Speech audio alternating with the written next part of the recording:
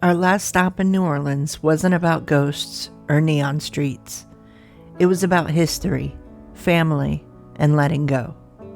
For my son, a World War II buff at just 11 years old, this place was a dream destination, the National WWII Museum.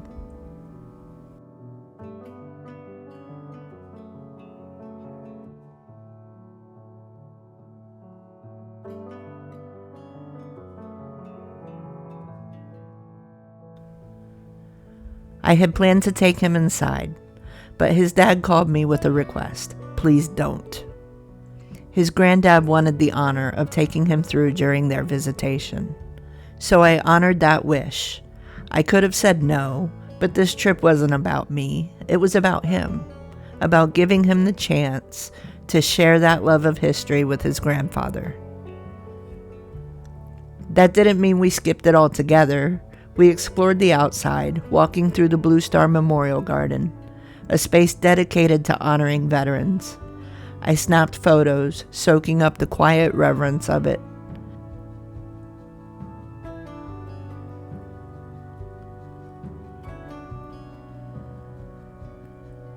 We also ducked into a gift shop across the street. Mom tried on a World War II-era lady's hat and gave me the kind of pose only she could pull off. My son, he put on a helmet, raised his hand in a perfect salute, and set his face like a soldier. No grin, no joke, just full-on character. That moment told me everything about how much he loved history, and it's one of my favorite photos of him to this day. The Blue Star Memorial Program began in 1945, right at the end of World War II. Today, you'll find markers and gardens like this across the U.S., each one honoring those who served. It's a living tradition of remembrance. Later, his granddad did take him inside. I wasn't there, but I was sent a couple of pictures, him standing in front of a tank, barely smiling, but I knew how much it meant to him. And then came the hardest part of the trip, handing him over. We loaded his things into his dad's car, gave him the biggest hug, and watched him drive away.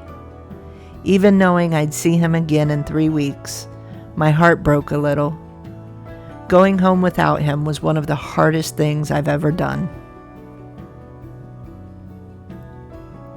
That night, Mom and I hit the interstate heading east, exhausted and quiet.